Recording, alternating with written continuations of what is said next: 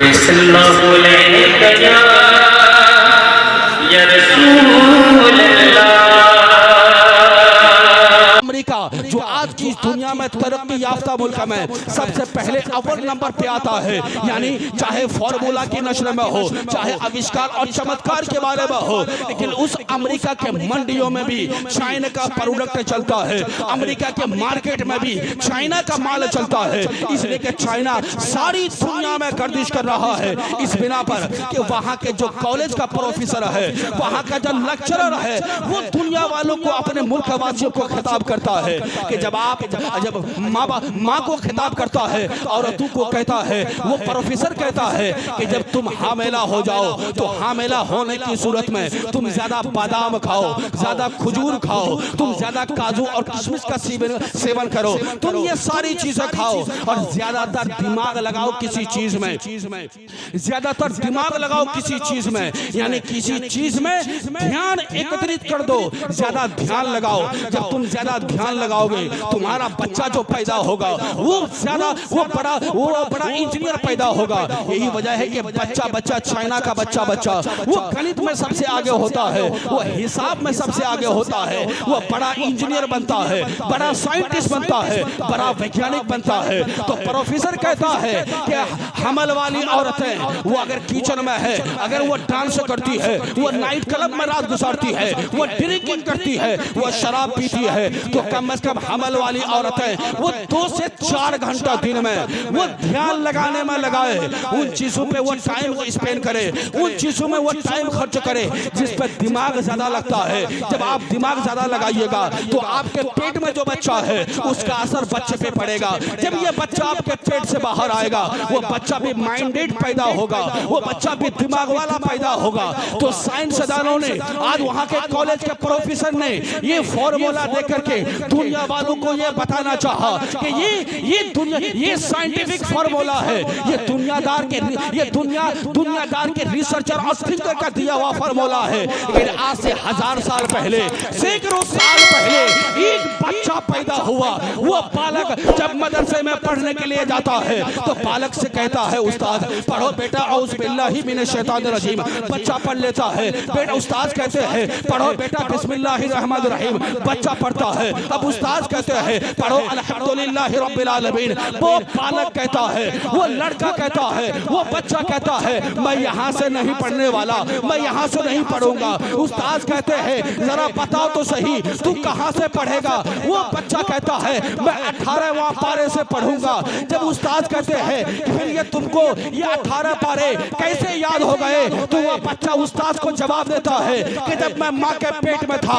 मेरी माँ थी जो जब मैं माँ के पेट में था, मेरी माँ 18 पारे की हाफिजा थी। जब तक वो 18 पारे की तिलावतें नहीं करती, जब तक वो पढ़ती रही, घर का कोई काम काज करती रही, तो माँ पेट में रख करके कुरान की तिलावत मेरे माँ ने की। जैसे जैसे वो कुरान की तिलावत करती थी वैसे वैसे मैंने कुरान पाक को हिफ्ज कर लिया।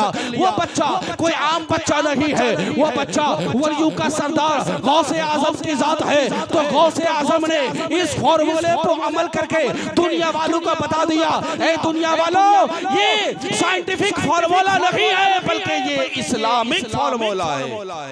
आस्ताने शाहे जिलानी खुशा किस्मत दरे महबूब सुबहानी मिला, जिंदगी को आस्ताने शाहे जिलानी मिला।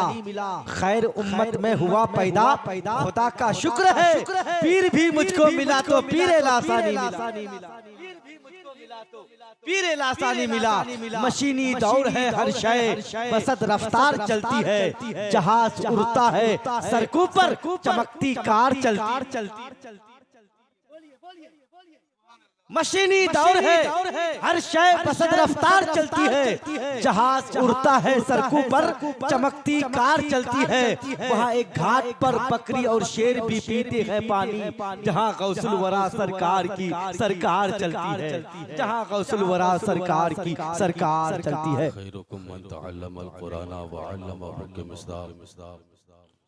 स्टेज पर रौनक अफरोज बावकार मुअज़्ज़ज़ मुवक्कर मुहतरम उलमाए किराम,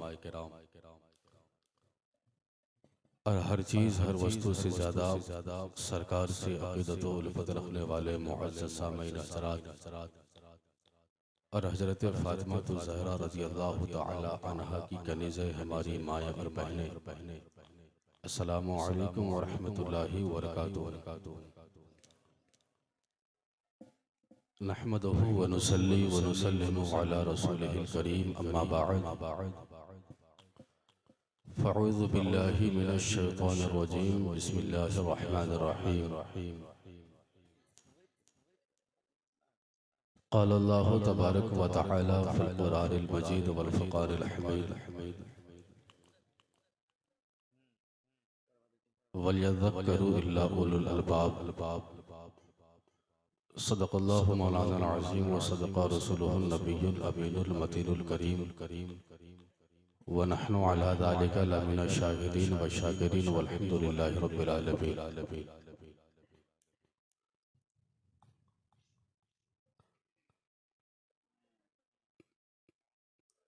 इफ्तिताह महफिल से लेकर के अब तक आपने बहुत ही अच्छी नातखानी तकरीरें आपने समाअत की। अल्लाह तबारक व तआला इन तमाम उलमाए किराम के इल्म में, इनकी उम्र में बेपनाह बरकत अता फरमाए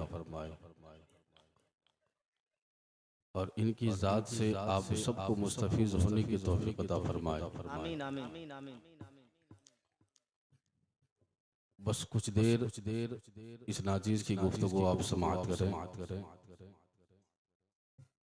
इमाम आशिक़ा मुहक़्क़िक़ दौरान अल्लामा ज़मा फ़ख़्रुल अयान कसीरुल एहसान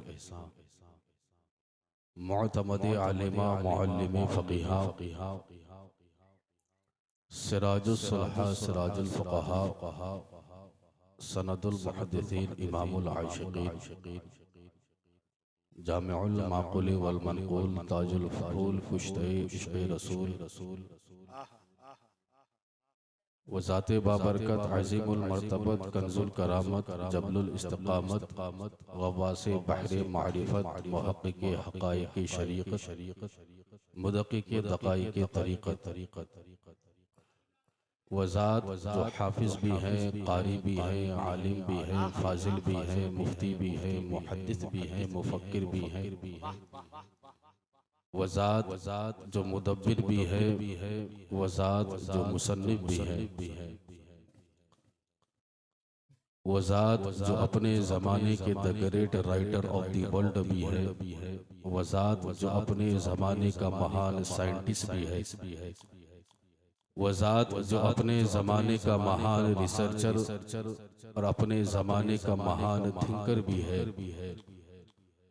वज़ात जो अपने ज़माने का ग्रेट प्यूरीफायर ऑफ हार्ट्स भी है।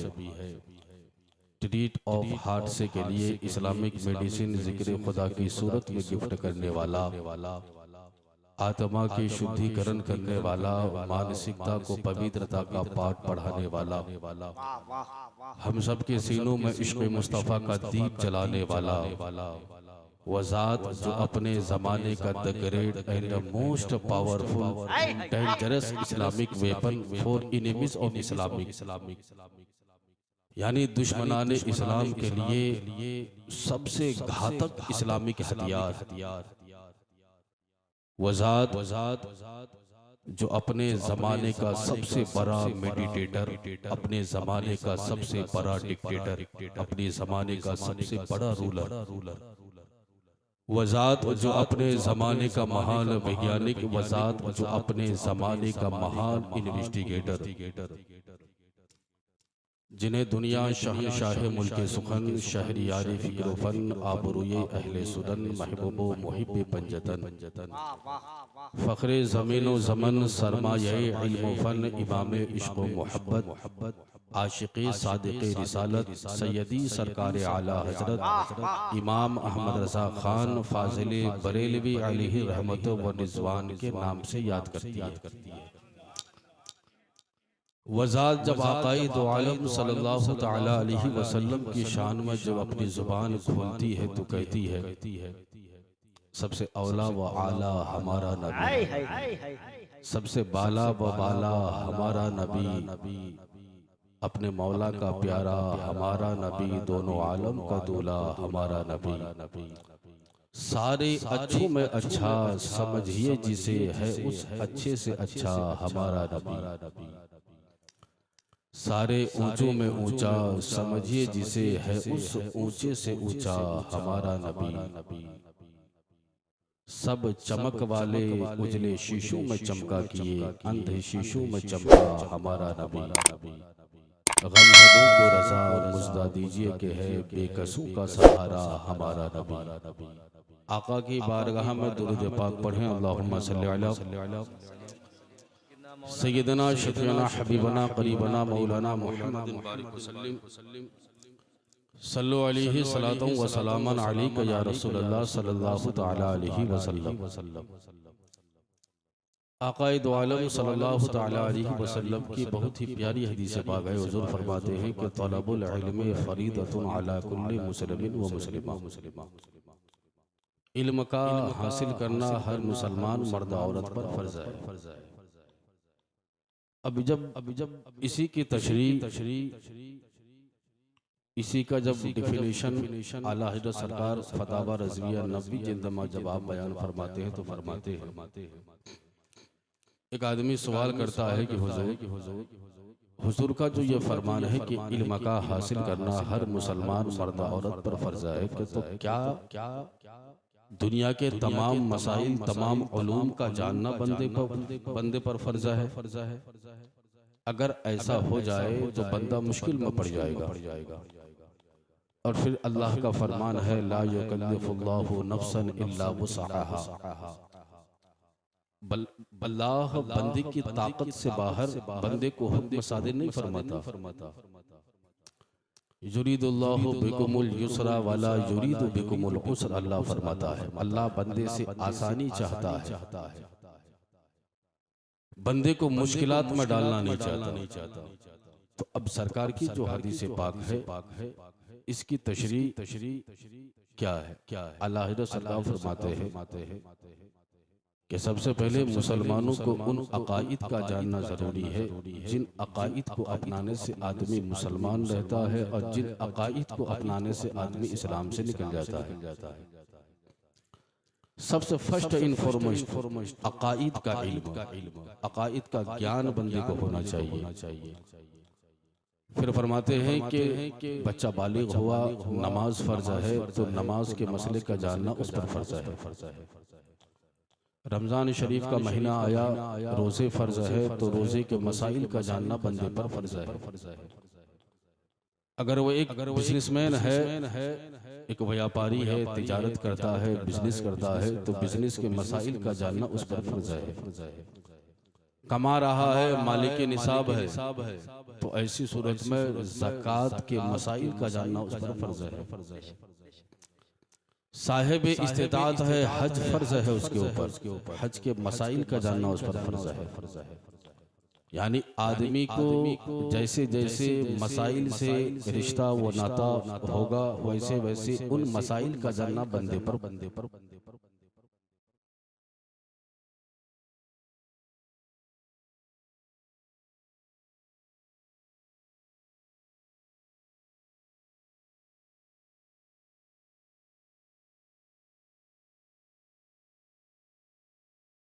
बना मौलाना मुहम्मद बारिक वसल्लम सल्लु अलैहि सलातन व सलामन अलैका या रसूलल्लाह सल्लल्लाहु तआला अलैहि वसल्लम।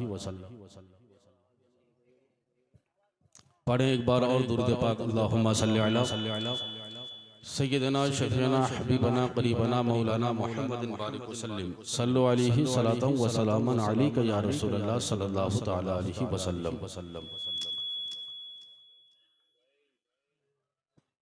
इल्म बहुत बड़ी चीज है। आदमी को अगर सही तौर पर जब ज्ञान ना हो, उसको इल्म न हो, नॉलेज न हो तो ऐसी सूरत में आदमी को पता ही नहीं चलता है कि क्या लीगल है क्या इल्लीगल है, उसके लिए क्या जायज है क्या नाजायज है, उसके लिए क्या अच्छा है क्या बुरा है, क्या उचित है क्या अनुचित है। ज्ञान जब तक बंदे को न हो, इल्म जब तक बंदे को न हो, आज हर आदमी चाहता है कि हमारी जो औलाद हो वो नेक हो, परहेजगार हो, मुत्तकी हो, आबिद हो, साजिद हो, ताकि हमारा नाम रोशन हो।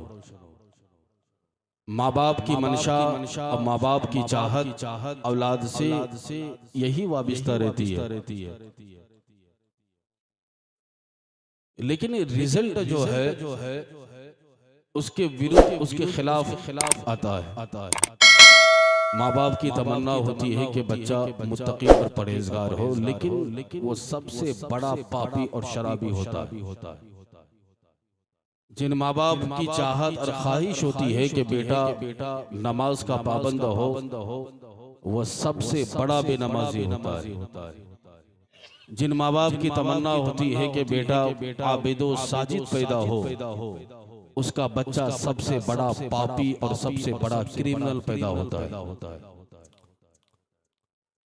आदमी की तमन्ना तो होती है कि बच्चे ऐसे नेक पैदा हो कि समाज में जब वो चले तो उनको देख करके हमारा सीना गर्व से, फख्र से ऊंचा हो जाए, चौड़ा हो जाए। लेकिन ऐसा होता नहीं है। इसका सबसे बड़ा रीजन तो ये है, सबसे बड़ा कारण ये है क्योंकि यहाँ माँ बाप ही ठीक नहीं है।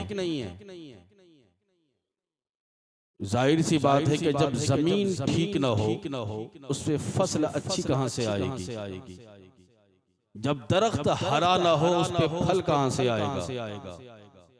यहाँ तो माँ बाप ही ठीक नहीं है। यहाँ तो माँ बाप ही मुत्तकी और परहेजगार नहीं। यहाँ तो माँ बाप ही नमाजों का पाबंद नहीं। यहाँ तो माँ बाप ही अल्लाह का इबादत गुजार बंदा नहीं। तो फिर कहाँ से उनकी औलाद नेक और मुत्तकी परहेजगार पैदा होगी। यहाँ माँ है, बच्चा है, बच्चे को गोद में वो दूध भी पिला रही है और दूसरी तरफ मुंह भी चलाती है, दूसरों की गिबत, दूसरों की चुगली और दूसरों को बुरा भला कहना। तो बच्चा कहाँ से नेक पैदा होगा। वो जो ब्लड जो दूध की सूरत में बच्चे के हल्क में जाता है, ब्लड का असर ब्लड पर होता है, खून का असर खून पर होता है। जब जो असल है माँ बाप, जब असल ही ठीक नहीं तो उस असल से जो तीसरा वजूद क्रिएट होता है वो कहाँ से ठीक होगा। तो जरूरी है कि माँ बाप पहले ठीक हो, माँ बाप अपना कैरेक्टर बदले, माँ बाप पहले नमाजी बने, माँ बाप पहले मुत्तकी और परहेजगार बने, माँ बाप पहले अल्लाह का इबादत गुजार बंदा बने। तब वो उम्मीद रखे अपनी औलादों से कि ये मुत्तकी और परहेजगार बंदा पैदा हो, ये मुत्तकी और परहेजगार मेरा बेटा हो, ये आबिदो साजिद पैदा हो कि ये समाज में चले तो इनको देख करके हमारा सीना गर्व और फख्र से ऊंचा और चौड़ा हो जाए।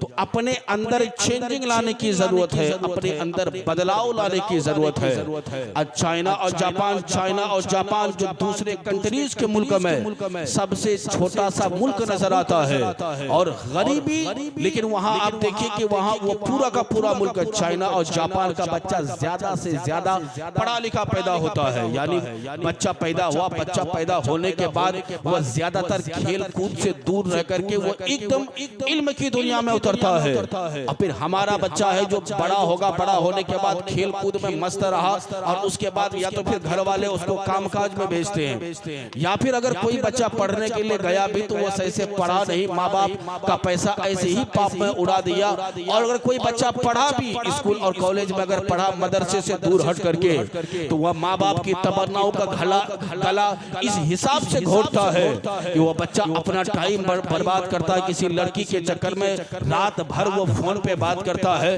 और माँ बाप की तमन्नाओं का गला घोटता है। फिर एक दिन ऐसा आता है कि जिस बच्चे के पीछे माँ बाप ने इतनी मेहनतें और मशक्कतें की कि बेटा डॉक्टर बने, बेटा इंजीनियर बने, बेटा प्रोफेसर बने।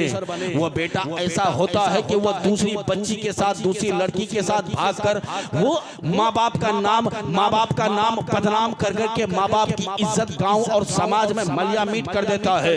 फिर वो माँ बाप कहते हैं कि अच्छा होता कि इसको बचपने में ही इसका गला दबा के मार देता। कम से कम आज के दिन ये दिन तो देखना ना पड़ता कि लोगों के सामने मुझको सर झुका के चलना पड़ता। आज लोगों के सामने उनका सर नीचा हो जाता है शर्म के मारे। तो आज चाइना और जापान का बच्चा वो खेलने में मस्त नहीं रहता। आज चाइना और जापान का बच्चा वो टीवी की स्क्रीन पे नजर जमाई नहीं रखता। यह आपका बच्चा है जो 24 घंटे में 12 घंटे वो टीवी की स्क्रीन, मोबाइल की स्क्रीन पे लगा है। कोई गेम्स में लगा है, कोई फिल्म और ड्रामे में लगा है, कोई बच्चा गाना गाता है। तो आज का छोटा बच्चा अगर कोई गा रहा है तो माँ बाप कहते हैं कि मेरा बच्चा कितना अच्छा है। जरा देखो कि बचपने के जमाने में ये किस तरह गाता है। बचपने के जमाने में अगर बच्चा डांस करता है तो माँ बाप कहते हैं कि मेरा बच्चा है, देखो जरा डांस कर रहा है, ये देखने में कितना अच्छा लगता है। तो बच्चे के जुबान पे जब गाने के तराने होते हैं, बच्चे की जुबान पे जब फिल्मी ड्रामे होते हैं, बच्चे की जुबान पे बच्चा डांस करता है तो माँ बाप खुश हो जाते हैं। लेकिन कभी क्या माँ बाप खुश हुआ कि जब बच्चे की जुबान पे सरकार की कोई हदीस पाक हो? क्या माँ बाप कभी खुश हुआ कि बच्चे की जुबान पे कुरान करीम की कोई आयत करीमा हो? क्या कभी माँ बाप खुश हुआ जब बच्चा कुरान करीम की कोई सूरतों की तिलावत करता है? तब माँ बाप नहीं बोलते कि ये मेरा बच्चा कितना होनहार है जिसको सूरतें याद है, ये बच्चा कितना होनहार है जिसे मुस्तफा की अहादीस याद है, ये बच्चा कितना होनहार है जिसको कुरान करीम की आयतें याद है। ये बाप ऐसा कभी नहीं कहता इसको ये बाप मस्त है, क्योंकि ये तो खुद पापी है, ये तो खुद शराबी है, ये तो खुद फिल्मी ड्रामे देखने वाला है, ये तो खुद गाने वाला है। तो जाहिर सी बात है जब गाने वाले का बेटा जब गाएगा तो बाप को तो खुशी मिलेगी। लेकिन वो चाइना और जापान का बच्चा है जहाँ का दिया हुआ फॉर्मूला है knowledge is power, knowledge is light, यानी इल्म रोशनी का नाम है, इल्म पावर का नाम है। अगर तेरे पास इल्म है, तेरे पास नॉलेज है तो तुझसे बड़ी ताकत किसी आदमी के पास नहीं है। इल्म से बड़ा पावर दुनिया में कुछ नहीं है। यही वजह है कि आज अमेरिका सबसे आगे है साइंटिफिक दुनिया में। चाइना और जापान के बारे में आप देख ले आज की इस तारीख में कि अमेरिका जो आज की दुनिया में तरक्की याफ्ता मुल्क में सबसे पहले अव्वल नंबर पे आता है।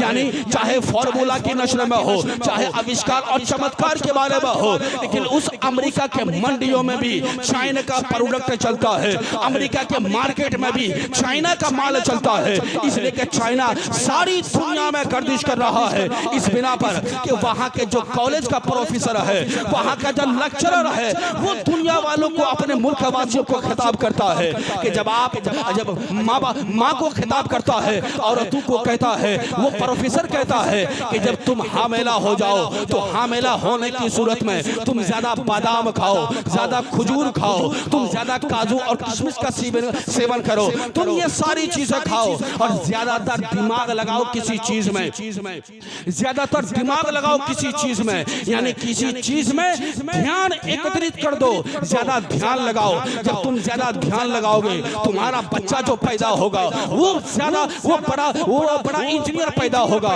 यही वजह है कि बच्चा चाइना का बच्चा वो गणित में सबसे आगे होता है, वो हिसाब में सबसे आगे होता है, वो बड़ा इंजीनियर बनता है, बड़ा साइंटिस्ट बनता है, बड़ा वैज्ञानिक बनता है। तो प्रोफेसर कहता है कि हमल वाली औरतें वो अगर किचन में है, अगर वो डांस करती है, वो नाइट क्लब में रात गुजारती है, वो ड्रिंकिंग करती है, वो शराब पीती है, तो कम से कम हमल वाली औरतें वो 2 से 4 घंटा दिन में वो ध्यान लगाने में लगाए, उन चीजों पे वो टाइम स्पेंड करे, उन चीजों में वो टाइम खर्च करे जिस पे दिमाग ज्यादा लगता है। जब आप दिमाग ज्यादा लगाइएगा तो आपके पेट में जो बच्चा है उसका असर बच्चे पे पड़ेगा। जब ये बच्चा आपके पेट से बाहर आएगा वो बच्चा भी माइंडेड पैदा होगा, वो बच्चा भी दिमाग वाला पैदा होगा। तो साइंसदानों ने आज वहाँ के कॉलेज के प्रोफेसर ने ये फॉर्मूला देकर के दुनिया वालों को ये बताना चाहा कि ये साइंटिफिक फॉर्मूला है, ये दुनियादार के रिसर्चर और थिंकर का दिया हुआ फॉर्मूला है। लेकिन आज से 1000 साल पहले, सैकड़ों साल पहले एक बच्चा पैदा हुआ, वो बालक जब मदरसे में पढ़ने के लिए जाता है तो बालक से कहता है उस्ताद पढ़ो बेटा औज़ बिल्लाहि मिनश शैतानिर रजीम, बच्चा पढ़ लेता है। बेटा उस्ताद कहते हैं पढ़ो बेटा बिस्मिल्लाहिर रहमानिर रहीम, बच्चा पढ़ता है। अब उस्ताद कहते हैं पढ़ो अल्हम्दुलिल्लाहि रब्बिल आलमीन, वो बालक कहता है, वो लड़का कहता है, वो बच्चा कहता है मैं यहाँ से नहीं पढ़ने वाला, मैं यहाँ से नहीं पढ़ूंगा। उस्ताद कहते हैं जरा बताओ तो सही तू कहाँ से पढ़ेगा? वो बच्चा कहता है मैं 18वां पारे से पढ़ूंगा। जब उस्ताद कहते हैं फिर ये तुमको ये 18 पारे कैसे याद हो गए? तो वो बच्चा उस्ताद को जवाब देता है कि जब मैं माँ के पेट में था मेरी माँ थी, जो जब मैं माँ के पेट में था मेरी माँ 18 पारे की हाफिजा थी। जब तक वो 18 पारे की तिलावतें नहीं करती, जब तक वो पढ़ती रही, घर का कोई काम काज करती रही, तो माँ पेट में रख करके कुरान की तिलावत मेरे माँ ने की। जैसे जैसे वो कुरान की तिलावत करती थी वैसे वैसे मैंने कुरान पाक को हिफ्ज़ कर लिया। वो बच्चा कोई आम बच्चा नहीं है, वो बच्चा वलियों का सरदार गौसे आजम की जात है। तो गौसे आजम ने इस फॉर्मूले को अमल करके दुनिया वालों को बता दिया, ए दुनिया वालों ये साइंटिफिक फॉर्मूला नहीं है बल्कि ये इस्लामिक फॉर्मूला है। ये इस्लामिक फॉर्मूला है कि जब माँ मुत्तकी और परहेजगार होती है, जब माँ आबिदा और साजिदा होती है, जब माँ कुरान करीम की तिलावत करने वाली होती है, जब माँ अल्लाह की इबादत में रात गुजारने वाली होती है, तब जाकर के बच्चा होनहार पैदा होता है, तब जाकर के बच्चा नेक पैदा होता है, तब जाकर के बच्चा मुत्तकी और परहेजगार पैदा होता है। लेकिन आज कहाँ है? कौन माँ ऐसी है जो कुरान करीम की तिलावत करे? कौन बाप ऐसा है जो 5 मिनट टाइम निकाल करके किसी आलिम दीन के पास बैठ करके कुरान करीम के एक आयत करीमा के बारे में जरा जान तो ले? टाइम कहाँ है? या तो गीबत करने से फुर्सत नहीं, चुगली करने से फुर्सत नहीं, दूसरों को नुकसान पहुंचाने से फुर्सत नहीं, दूसरों को कष्ट पहुंचाने से फुर्सत नहीं, दूसरों को नुकसान पहुंचाने का प्लान बनाने से हमें फुर्सत नहीं। तो हमारे पास टाइम कहाँ है जो कुरान की तिलावत करे? आज कुरान सिर्फ महदूद रह गया तीजा चलीसा बरसी, यानी जब कोई मर जाए तो तीजा पे कुरान पढ़ाओ, कोई मर जाए तो 10वां पे कुरान पढ़ाओ, कोई मर जाए तो चहलों पे कुरान पढ़ाओ, कोई मर जाए तो बरसी पे कुरान पढ़ाओ। यानी कुरान करीम क्या इसलिए नाज़िल किया गया है? यानी तुम सिर्फ खाली तीजा चलीसा बरसी पे कुरान करो? क्या कुरान करीम सिर्फ इसाले सवाब के लिए है? या कुरान करीम सिर्फ नमाज रोजा हज ज़कात के लिए है? आइए जरा मैं कुरान करीम के एक आयत करीमा को टच करता हूँ। अल्लाह तबारक व तआला कुरान पाक में इरशाद फरमाता है तिबयानन लिकुल्ली शै, कुरान में हर चीज का बयान है। थाईलैंड की राजधानी बैंकॉक है, उस बैंकॉक का एक प्रोफेसर डॉक्टर मेगा टेगा सेंजी, इतना बड़ा साइंटिस्ट और इतना बड़ा वैज्ञानिक। आज जो हम कुरान करीम का मुताला नहीं करते हैं, हम जो कुरान करीम की स्टडी नहीं करते हैं, हम जो कुरान करीम का अध्ययन नहीं करते हैं, जरा गौर से सुनिए। डॉक्टर मेगा टेग सेंजी वो थाईलैंड की राजधानी बैंकॉक में जो हेल्थ डिपार्टमेंट है, उस हेल्थ डिपार्टमेंट में डिपार्टमेंट ऑफ एनाटॉमी, यानी जहां बड़े बड़े डिपार्टमेंट ऑफ एनाटॉमी के जो हेड हैं, जो मेन जो प्रिंसिपल है वो डॉक्टर मेगाटेक सेंजी है। डॉक्टर मेगाटेक सेंजी ने एक इरादा बनाया, मैं ऐसी चीज पे तहकीक करूं जिसको आज से पहले दुनिया वालों को किसी आदमी किसी साइंटिस्ट ने जिसकी तहकीक नहीं की है। मैं एक ऐसी चीज की खोज करूं कि आज से पहले किसी साइंटिस्ट ने उस चीज की खोज नहीं की, इसलिए कि लंग्स पे बहुत सारे लोगों ने तहकीक और रिसर्च किया है, माइंड पे ब्रेन पे बहुत सारे लोगों ने तहकीक और रिसर्च किया है, हार्ट पे बहुत सारे लोगों ने तहकीक और रिसर्च किया है। इसलिए मैं एक ऐसी तहकीक दुनिया वालों के सामने पेश करूं ताकि दुनिया वालों के सामने मेरा नाम लिया जाए, मुझे नोबेल प्राइज दिया जाए, दुनिया वालों की साइंटिस्ट की फहरिस्त में सबसे अव्वल नंबर पे मेरा नाम हो। डॉक्टर मेगाटेक टेगा सेंजी ने इरादा बना दिया, कई सालों लग गए। डॉक्टर मेगाटेक टेगा सेंजी ने उन्होंने तहकीक शुरू की कि रिस्पेक्टर्स ऑफ पेन, यानी दर्द का एहसास किन खुलियों में होता है, दर्द का एहसास किस जिस्म के किस पार्ट्स में होता है। आज से पहले किसी भी साइंटिस्ट ने इस चीज पे तहकीक नहीं की है, अब मैं इस पे तहकीक करूंगा। जो रिस्पेक्टर्स ऑफ पेन है, यानी दर्द का एहसास किन पार्ट्स में होता है, दर्द का एहसास जिस्म के किन खुलियों में होता है, उस पे पे तहकीक करो। तहकीक की 1 साल 2 साल, जब 10-15 साल के बाद जब तहकीक उन्होंने की और जब अपनी तहकीक को दुनिया वालों के सामने पेश किया, तमाम दुनिया वालों ने उसको सराहा, उसकी तारीफें की, उसकी तारीफ में 2-4 जुमले भी कहे। अचानक उसी मौके पर अरब में एक कॉन्फ्रेंस मुनक्किद हुई। उस कॉन्फ्रेंस में बड़े बड़े साइंटिस्ट, बड़े बड़े वैज्ञानिक, बड़े बड़े विद्वान और बड़े बड़े माइंडेड, बड़े बड़े तालीम याफ्ता, एजुकेशनल, बड़े बड़े एजुकेटेड, हाईली क्वालिफाइड एजुकेटेड, पढ़े लिखे आदमी उस कॉन्फ्रेंस में मुनक्किद हुए, जहां बड़े बड़े साइंटिस्ट, बड़े बड़े रिसर्चर, जहां बड़े बड़े थिंकर, जहां बड़े बड़े साइंटिस्ट, जहां बड़े बड़े इन्वेस्टिगेटर भी मौजूद है। वहां डॉक्टर मेगाटेक सेंजी को सारे साइंटिस्ट लोगों ने कहा, ए डॉक्टर मेगाटेक टेगा सेंजी, तुमने बहुत बड़ा काम किया है। ऐसा काम किया है कि आज से पहले इस पैटर्न पे किसी ने तहकीक नहीं की, इस चीज पे किसी ने तहकीक नहीं की। ये तुम्हारी एक अनोखी तहकीक है। वाकई तुम तारीफ के काबिल हो, तुम्हें दाद मिलनी चाहिए। जहां सारे लोगों ने, सारे साइंटिस्ट ने, सारे साइंसदानों ने जहां डॉक्टर मेगाटेक टेगा सेंजी की तारीफ की, उसी महफिल में, उसी कॉन्फ्रेंस में एक इस्लामिक स्कॉलर था। वो खड़ा होता है, खड़ा होने के बाद कहता है, ए डॉक्टर मेगाटेक टेगा सेंजी, आपने जो तहकीकें की है, आपने जो मेहनतें की है, आपने जो मशक्कतें उठाई है, वाकई मैं उस चीज का मोतरिफ हूँ। मैं मानता हूँ कि आपने बहुत बड़ी मेहनत की, बहुत अच्छी मेहनत की। दुनियावी एतबार से आज से पहले किसी भी साइंटिस्ट ने इस चीज पे तहकीक नहीं किया कि दर्द का एहसास कहाँ होता है, दर्द का एहसास जिस्म के किस पार्ट में होता है, किस हिस्से में होता है। वाकई आप तारीफ के काबिल है। लेकिन मैं तुम्हारे सामने कुरान करीम के एक आयत करीमा को टच करता हूँ, मैं उसकी तिलावत करता हूँ। तुम जरा गौर से सुनो कि तुम्हारी 10 से 15 साल की तहकीक एक तरफ, कुरान करीम के एक आयत करीमा के बारे में जरा आप जान लीजिए। जैसे डॉक्टर मेगाटेक सेंजी ने सुना, वो परेशान हो गया। वो सोचने में लगता है, वो कहने लगता है, कहीं ऐसा तो नहीं कि ये कुरान करीम मिसालों में कोई ऐसी बात तो कह न दी कि जिसको मैंने तहकीक किया और उसको कुरान करीम ने 1400 साल पहले बयान कर दिया।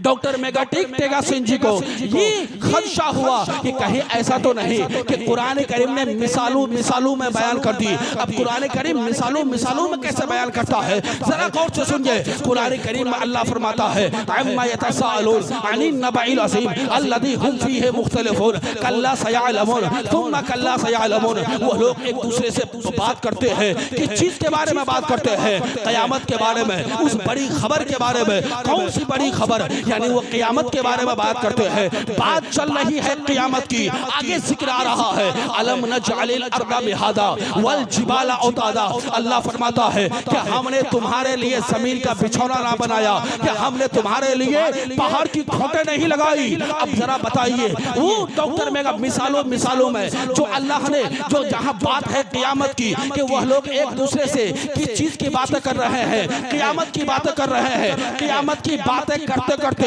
मिसाल देते हुए अल्लाह ने फरमाया, क्या हमने तुम्हारे लिए जमीन का बिछौना नहीं बनाया, क्या तुम्हारे लिए हमने पहाड़ की खोटा नहीं लगाई। क्या मतलब? ये जमीन है, इस जमीन को अल्लाह तबारक व तआला ने पानी के ऊपर बिछा दिया है। अगर आप पानी के ऊपर किसी चीज को रखें, वो एक जगह रहती नहीं है, वो हरकत करती है, वो मूव करती है, वो एक जगह से दूसरी जगह आती जाती है। तो अब साइंटिस्ट लोग कहते हैं कि अल्लाह तबारक व तआला ने जो जमीन को पानी के ऊपर बिछा दिया, इस जमीन को बरकरार रखने के लिए आज के इस जमाने में, जिस जमाने में जहां एक्सपेरिमेंट के लिए लैब मौजूद है, जहां ऑब्जर्वेटरी है, इस जमाने में जहां केमिस्ट्री बायोलॉजी की शाखें मौजूद है, इस जमाने में जहां आर्थोलॉजी और मॉर्फोलॉजी की ब्रांच मौजूद है, इस जमाने में जहां हर आदमी पढ़ा लिखा है, इस जमाने में जहां सारे के सारे साइंटिस्ट मौजूद है, इस जमाने में आज का साइंटिस्ट कहता है कि अल्लाह तबारक व तआला ने दुनिया का जो क्रिएटर है, वो दुनिया का संचालक, जमीन को पानी पर बरकरार रखने के लिए पहाड़ का खूंटा लगा दिया, पहाड़ का पिलर लगा दिया। आज के साइंटिस्ट कहते हैं कि mountain is the pillar of the earth, यानी जो दुनिया के जो पहाड़ है वो जमीन के लिए खंबा है। तो ये साइंसदान आज कह रहे हैं, लेकिन 1400 साल पहले कुरान बयान फरमा रहा है कि मेरे बंधु, क्या हमने तुम्हारे लिए जमीन का बिछौना नहीं बनाया और उस जमीन को पानी पर बरकरार रखने के लिए हमने पहाड़ पिलर बना दिया। नारे तकबीर, नारे रिसालत, मसलके आला हजरत, पैगाम इस्लाम, अज़मते मुस्तफा, रिफ़ाते मुस्तफा, अल्लामा मुफ्ती बाबू रशीद साहब किबला। तो डॉक्टर मेगाटेक सिंह जी कहते हैं उनको डर हुआ कहीं ऐसा तो नहीं कि कुरान करीम ने मिसालों मिसालों में वह बात बयान कर दी हो। अब वह इस्लामिक स्कॉलर कहता है, डॉक्टर मेगाटेक सिंह जी, कुरान करीम की एक आयत करीमा की मैं तिलावत करता हूँ, जरा आप उसको जरा गौर से सुनिए। अब वह इस्लामिक स्कॉलर पढ़ता है, इन्नल लदीना कफरू बिआयातिना सौफा नुस्लिहिम नारा कुल्लमा नदिजत जुलूदुहुम बदलनाहुम जुलूदन गैरहा लियज़ूकुल अज़ाब। वो इस्लामिक स्कॉलर कहता है कि अल्लाह फरमाता है कि जिन लोगों ने हमारी आयतों को मानने से इनकार कर दिया, हम उसे अनकरीब जहन्नम का अज़ाब, जहन्नम की आग में डालेंगे। कुल्लमा नदिजत जुलूदुहुम, जब उनका चमड़ा जब गल करके खत्म हो जाएगा तो बदलनाहुम जुलूदन गैरहा, तो हम उस चमड़े के बदले में दूसरा चमड़ा लोगों के दूसरा चमड़ा दे देंगे, दूसरा चमड़ा बदल देंगे। क्यों? ले यज़ूकल अज़ाब, ताकि वो अज़ाब का मजा चखे। बात यह है कि डॉक्टर मेगाटेक सिंह जी ने कहा था, उन्होंने तहकीक दुनिया वालों के सामने पेश की थी कि दर्द का एहसास चमड़े में होता है, दर्द का एहसास जिल्द में होता है। ये रिस्पेक्टर्स ऑफ पेन है, यानी दर्द का एहसास ये जिस्म का पार्ट ये चमड़े में होता है। इसी को कुरान करीम ने बयान फरमाया कि हम जिन लोगों ने हमारी आयतों का इनकार किया, हम उनको जहन्नम की आग में डालेंगे। जब जहन्नम की आग उसके चमड़े को जला देगी तो उस चमड़े के बदले में हम दूसरा चमड़ा देंगे। क्यों? ले यज़ूकल अज़ाब, ताकि वो अज़ाब को चख ले, ताकि वो अज़ाब का मजा उसको आए, ताकि वो अज़ाब दर्द का एहसास उसको हो। तो वो अरबी इस्लामिक स्कॉलर कहता है, ए डॉक्टर मेगाटेक सिंह जी, जो तहकीक तुमने आज पेश की है, आज से 1400 साल पहले न कैम्ब्रिज नाम की यूनिवर्सिटी दुनिया में मौजूद है, आज से 1400 साल पहले न ऑक्सफोर्ड नाम की यूनिवर्सिटी दुनिया में मौजूद है। उस जमाने में न न्यूटन है, न आइंस्टाइन है, उस जमाने में न अब्राहम लिंकन है, न जॉर्ज बर्नार्ड शॉ, उस जमाने में न डॉक्टर माइकल हार्ट है, न डॉक्टर लामार्टिन, उस जमाने में न बायोलॉजी और केमिस्ट्री नाम की कोई शाखा दुनिया में मौजूद है। उस जमाने में साइंस के किसी भी चैप्टर के बारे में आदमी को पता नहीं है। उस जमाने में कुरान ने रिस्पेक्टर्स ऑफ पेन के बारे में दुनिया वालों को बता दिया। तो अब डॉक्टर मेगाटेक सिंह जी कहते हैं कि दुनिया वालों जरा गौर से सुनो, जरा गौर से सुनो। आज से पहले ये इस चीज पे तहकीक किसी ने भी नहीं की है। मैं पहला ऐसा शख्स था जिन्होंने इस चीज पे तहकीक की, लेकिन जब मैंने कुरान करीम की आयतों को सुना तो मुझे पता चल गया कि 1400 साल पहले इसके बारे में कुरान करीम में मौजूद है। ये इस बात की दलील है कि मुस्तफा भी लाजवाब है और मुस्तफा पर जो कुरान नाजिल हुआ है वो भी लाजवाब है। माशाअल्लाह, सुभान अल्लाह। मुस्तफा पर जो कुरान नाजिल हुआ है वो कुरान भी लाजवाब है, जिस तरह मुस्तफा लाजवाब है। यही वजह है कि आज का स्कॉलर कहता है कि he is the only man in history who was supremely successful on both level religious and secular, यानी तारीख इंसानियत का पूरे मानव इतिहास का एक ऐसा इंसान जो मजहबी और सियासी, दीनी और दुनियावी दोनों एतबार से सबसे ज्यादा कामयाब तरीन, सबसे ज्यादा सक्सेसफुल, सबसे ज्यादा हाईली सक्सेसफुल, सबसे ज्यादा सुप्रीमली सक्सेसफुल, सबसे ज्यादा सर्वोत्तम महानतम सफलतम सरोज अगर कोई है वो मुस्तफा जाने रहमत की जात गिरामी है। जिस मुल्क में हम रहते हैं ये मुल्क है इंडिया। इस इंडिया में एक स्टेट है राजस्थान, उस राजस्थान में एक बरहमन प्रोफेसर रामा कृष्ण राव जो मैसूर यूनिवर्सिटी का प्रोफेसर है, वो एक हिंदू है, एक पंडित है, लेकिन वो मैसूर यूनिवर्सिटी का प्रोफेसर है। वो कहता है मुस्तफा के बारे में, the personality of Mohammad, it is most difficult to get into the whole truth of it, only a glimpse of it I can catch what A dramatic succession of picturesque scenes here is Mohammad the prophet, Mohammad the businessman, Mohammad the statesman, Mohammad the warrior, Mohammad the जज, Mohammad the protector of slaves, Mohammad the emancipator of woman, Mohammad the जज। आखिर में वो कहता है all these magnificent roles in this departments of human activities he is like a hero. वो बरहमन professor Ramakrishna Rao जो हिंदू है, जो पंडित है, लेकिन वो मुस्तफा के बारे में कहते हैं ये मुस्तफा है। मुस्तफा की असमत की गहराई में उतरना ये बहुत मुश्किल है। अभी मैं उनके कमालात का, उनके अचीवमेंट्स का, उनकी उपलब्धियों का, उनकी तरक्कियों का एक चैप्टर मुताला करता हूँ, वो अभी नहीं खत्म हो पाता है कि उनके मौजज़ात का, उनकी अच्छाइयों का दूसरा बाब मेरे सामने आ जाता है, मैं उसके मुताले में लग जाता हूँ। एक इंडलेस सिलसिला, कभी न खत्म होने वाला सिलसिला मैं पढ़ता चला जाता हूँ। मुस्तफा की अच्छाइयाँ आती चली जाती है। दुनिया में लिखने वाले लिखते चले गए, नस्ल खत्म हो गई, लेकिन कोई मुस्तफा की तारीफ में कमा हक़ौल लिख नहीं सका। यही वजह है कि दुनिया के उशाक हजरात कहते हैं कि दुनिया का सारा दरख्त वो कलम हो जाए, दुनिया का सारा समंदर वो सियाही हो जाए, फिर भी मुमकिन नहीं मिदहत रसूल अकरम चाहे मसरूफ सारी खुदाई हो जाए। और इसी को जब दुनिया का सबसे बड़ा साइंटिस्ट, दुनिया का सबसे बड़ा वैज्ञानिक जब आला हज़रत सरकार फरमाते हैं तो फरमाते हैं ऐ रसा खुद साहिबे कुरा है, मद्दाह हुजूर तुझसे कब मुमकिन हो फिर मिदहत रसूलुल्लाह की, तुझसे कब। तो वो प्रोफेसर रामाकृष्ण राव कहते हैं ये मुस्तफ़ा है, खतीब है मुस्तफ़ा, बादशाह है मुस्तफ़ा, सिपह सालार आज़म है मुस्तफ़ा, आबिद है मुस्तफ़ा, साहिद है मुस्तफ़ा, साजिद है मुस्तफ़ा, बेवाओं को सम्मान देने वाले हैं मुस्तफ़ा, गुलामों को गुलामी की जंजीरों से आज़ाद करने वाले हैं मुस्तफ़ा, औरतों का मोरल ऊंचा करने वाले हैं मुस्तफ़ा।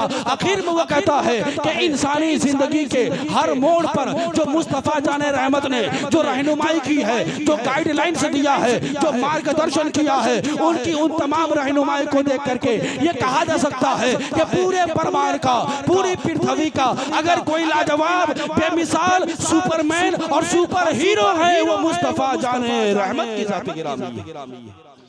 इसलिए अल्लाह की बारगाह में दुआ करता हूं मौला तबारक व तआला हमको और आपको सुनने से कहीं ज्यादा अमल करने की तौफीक अता फरमाए। आप इल्म हासिल करें, बस इसी बिना पर हमारी माँ बहन बेटियां ताकि वो इल्म से लैस हो। जब उनके पास इल्म होगा, उनके पास ज्ञान होगा, तो उनके शिकम से जो बच्चा पैदा होगा वो भी अपने ज़माने का अल्लाह का वली पैदा होगा। इसी चीज को मद्देनजर रखते हुए मावा संजर साहब ने जामिया राबिया बसरिया लिल बनात का इनेकाद किया। आपको और हमें चाहिए उसमें बढ़ चढ़ के भी हिस्सा ले। आप अपनी बेटियों को, अपनी बहनों को भी आप उसमें तालीम दिला ताकि ये इल्म से लैस हो। अल्लाह के बारगाह में दुआ करता हूं मौला तबारक व तआला आपकी हमकी सबकी हाजिरी को अपनी बारगाह में कबूल फरमाए। आमीन आमीन या रब्बल आलमीन। अस्सलामु अलैकुम व रहमतुल्लाहि व बरकातहू।